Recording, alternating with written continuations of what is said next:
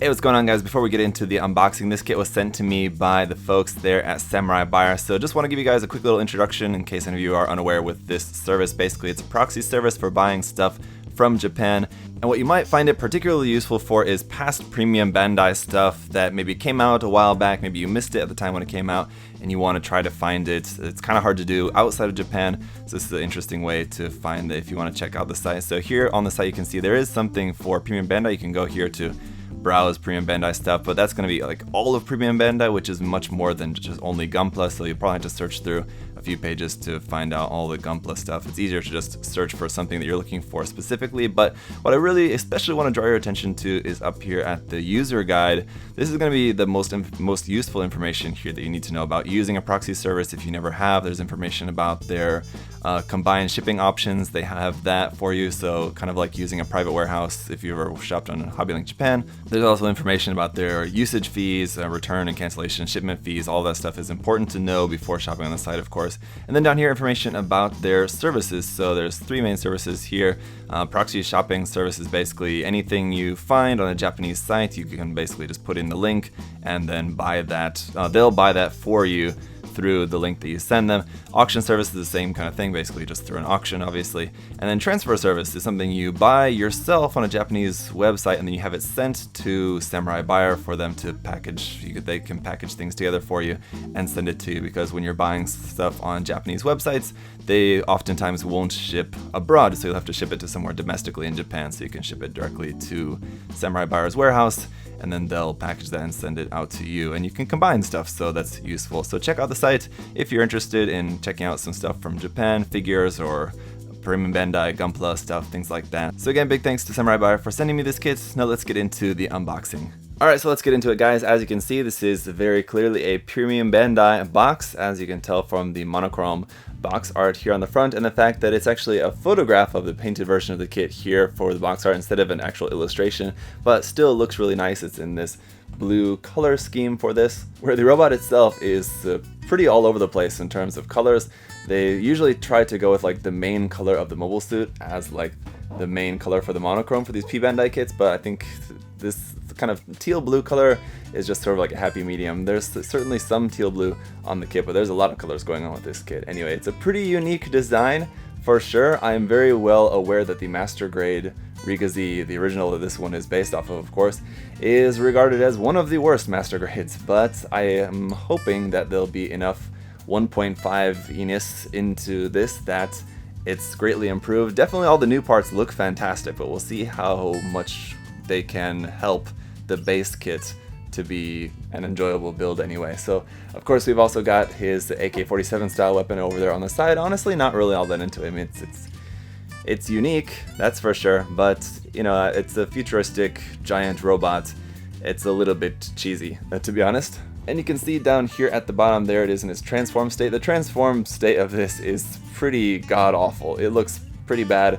I'll show you guys that in the review anyway, but the backpack I like. I do really like the look of the backpack for this, so we'll get into all of that. Let's just take a look around the box here. So on the top and bottom of the box, basically going to have the same thing, just a little look there, Riga-Z Custom. On the side, just got the name there as well. No price listed for this, but the list price on this guy came in at 5,500 yen, which is really not too bad. As you can see, it's a pretty big box. It's a large size master grade box, and it's pretty thick, and there's a lot of stuff in here.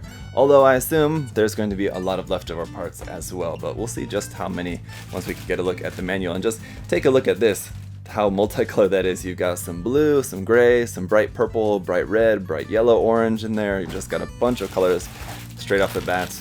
And it's giving you, right off the bat, a very 80s vibe to this. No doubt about that. We've got some foil stickers there, it looks like.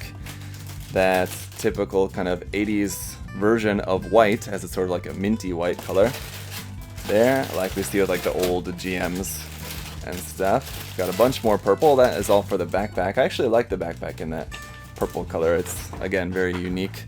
Alright, let's get a look at the manual here though first. So there is what the image on the front of the box would look like in full color. It looks pretty cool. I mean, if that was like an actual like full color normal box art illustration of the Riga-Z Custom, that'd be pretty awesome looking for sure. But anyway, there's what that looks like.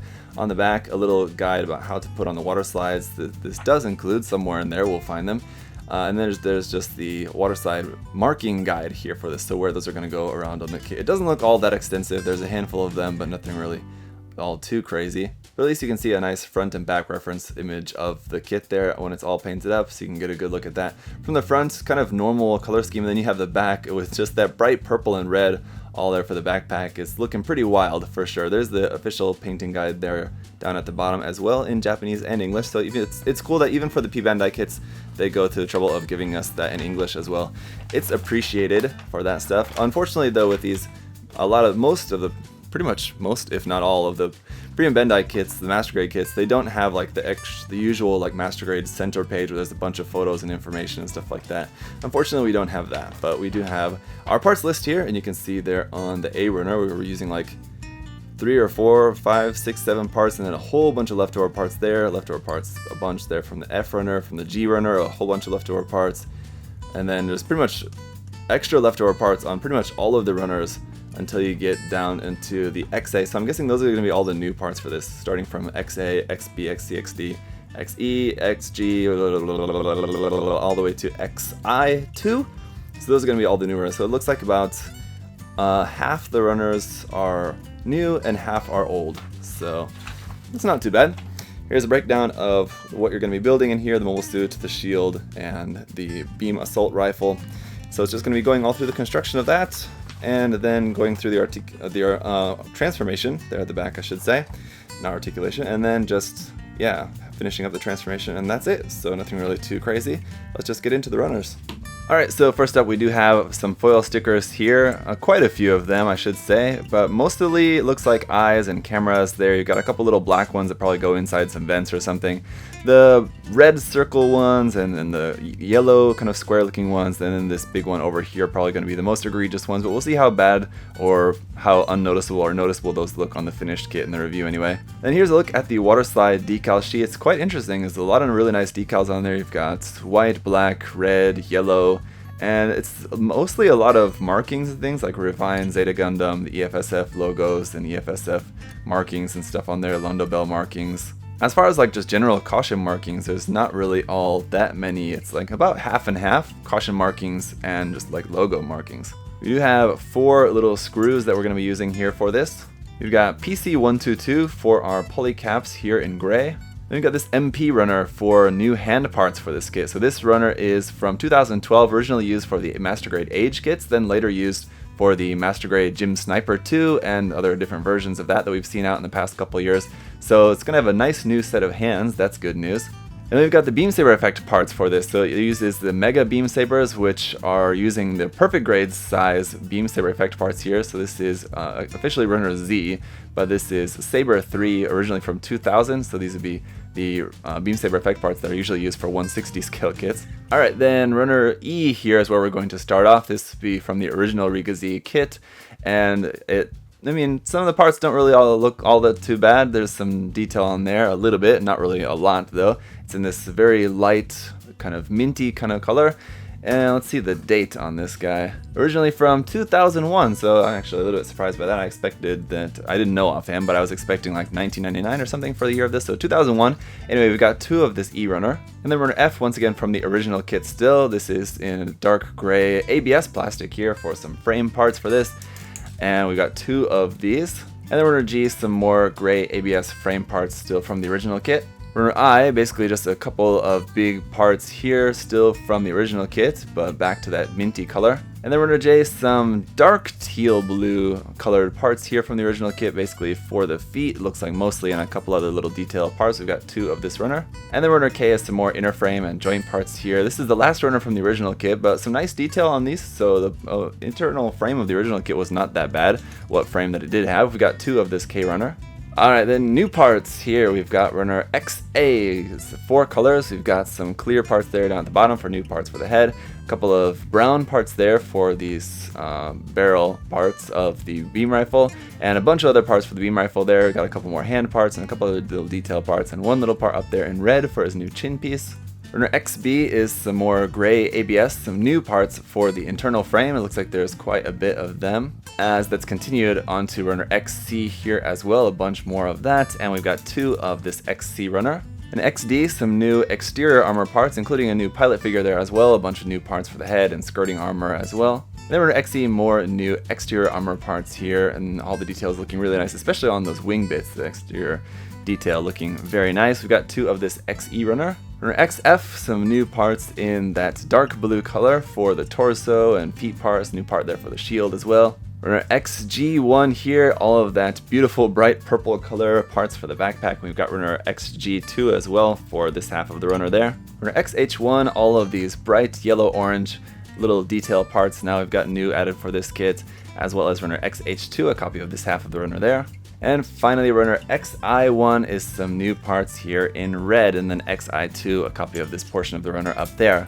So there we are, and it certainly seems to be that it's about half and half, old parts and new parts. I actually think if we were to go in and actually count, you know, runner by runner, part by part, I would say part by part, actually, and see how many parts were actually new and how many were old, the majority of the parts are actually new, so it's much more new than it is old. So it's again going to be kind of along the lines of like the Master Grade XS and then the Master Grade Douage, where we were getting these like version 1.5 versions of these older Master Grade kits, and it's pretty cool. Honestly, was never a big fan of the design of the original Rigazi, which is why I was never really all that interested in the original Master Grade, but I do really like the new aspects of the design for this version of the kit, so I think it's going to be pretty cool. The color scheme, while I do like some of the colors, as I mentioned, I like that purple backpack, it's pretty cool. The color scheme overall, though, I'm not really all that into. I'm definitely feeling like I'm going to be painting it in some different color scheme eventually, but for the time being, we'll just take a look at it straight out of the box. Of course, in the review, I'll have that coming up for you guys next. Thank you so much for watching, and I'll see you in the review. Have a good one, guys. Bye-bye.